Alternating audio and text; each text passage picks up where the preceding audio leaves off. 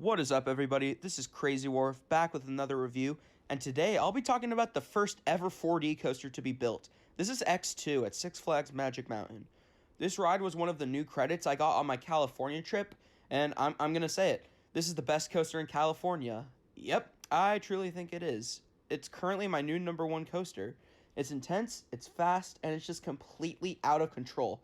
This is one of, if not the most, intense coaster I've ever ridden. It just does so much for me, and I really do think it has the potential to be a top 25 coaster in the world. This was the last coaster that Aerodynamics has ever built, and in my opinion, they went out with a bang because of this ride. I've heard that some people complain about this coaster being really rough and jerky, but that's to be expected with a ride of this nature. I personally, however, didn't have a problem with that because I got to ride this in an inside seat. I only got to ride this ride one time, so I don't know how an experience in an outside seat would be. So this review will pretty much be from an inside seat perspective. So if you're looking for thoughts on the outside seats, you've come to the wrong place. Some of you guys may know that Magic Mountain has bins on all of the ride platforms, except for X2.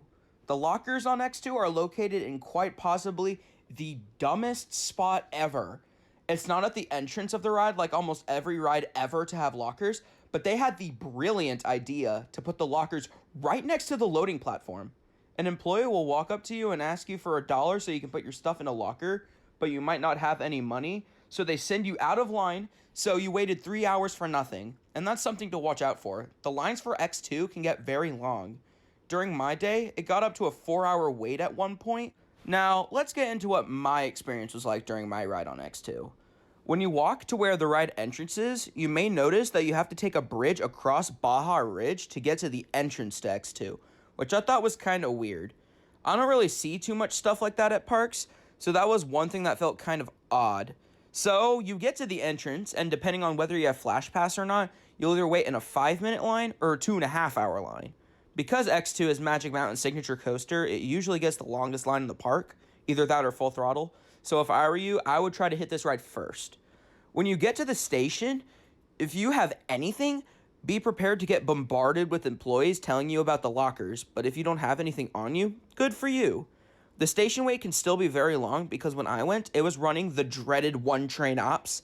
So I'm standing there waiting for my turn, and in the station, they have this annoying whisper on repeat. So yeah, it can get very irritating to listen to that, but I feel even worse for the employees because, oh God, they have to hear that all day. And speaking of audio, this ride does run with onboard audio on the trains, which I thought made the ride so much better. On my one ride, I did in fact get to ride it with the audio working, and let me say, the soundtrack for this ride is so good. So when you board your train, you'll notice that it has these really odd restraints, which I wasn't the biggest fan of. They felt too big and bulky, and they do kind of pin you down, but I can't complain because they weren't the worst. I do think that if I had to complain about anything about this ride, the only problem I would have would be the operations. Also, if you sit in an outside seat, there are reports that it could be very jerky and rough, and that people who've only ridden it in the outside seats call it one of the worst coasters on earth. So I would play it safe and ride it in an inside seat, which is probably why I liked it as much as I did. I'd say if I only rode it in an outside seat, my opinion on this ride would be vastly different from what my opinion actually is. So let's just get into what the ride layout and experience is like. So after everyone is safely locked into their seats, the ride takes a small dip out of the station and makes a turn and hits the lift hill. And this is the moment where the best part of the soundtrack plays. Enter Sandman by Metallica. This is one of my favorite soundtracks of any coaster.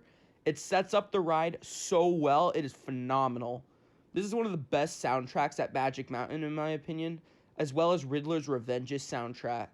The only reason why I actually enjoyed the lift hill was the music. If it wasn't there, it would just be a minute of nothing. So you reach your max height of 175 feet, and then instead of going straight into the drop, you actually do a little camelback dip and then go down the drop. So you then go down your drop, which is actually taller than the lift hill, and by quite a bit, 215 feet, which technically makes this my first hypercoaster. That's pretty insane. The maximum angle of descent is 88.5 degrees, which, why couldn't they have made it 90 degrees again? Nonetheless, that is currently my favorite drop on any coaster as of now, And the fact that you go down it backwards, all while your seat is rotating, adds to the intensity and craziness of it. After you descend, you slowly curve back up into an inside Raven turn, which the ascent up isn't that bad, but as you fall back to Earth, that is one of the most ridiculous moments of intensity, especially when you add the fact that your seat does a full rotation on the way. You then do another rotation into a slow turnaround, which doesn't offer too much, but then you dive into a fly to lie, which is pretty intense, but it's still the weaker of the two on the ride. Just wait till you experience the second one. You then dip down and pass a set of two flamethrowers, where you even get a small blast of heat, which caught me off guard. Then you enter possibly the best part of the ride, the outside Raven turn. I can't even explain how crazy this element is. Some people complain and say that it's the jerkiest part of the coaster, but for me, that added to my experience. It's truly the best part of the coaster, especially when it's followed by the second fly to lie into the brake run. This is yet another jerky part of the ride, but like the Raven turn, it's still a plus in my book.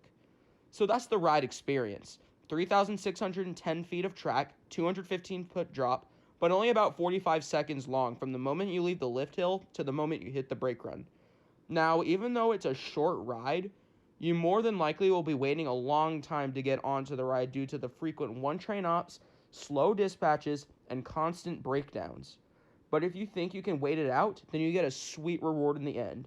That's why I'm going to give this ride a perfect score, a 10 out of 10.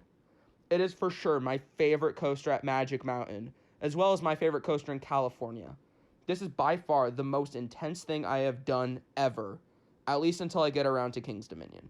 But for now, these are just my thoughts on the insane Aero 4D X2 at Six Flags Magic Mountain. Let me know your thoughts on this coaster in the comments below, and I'll see you guys next time.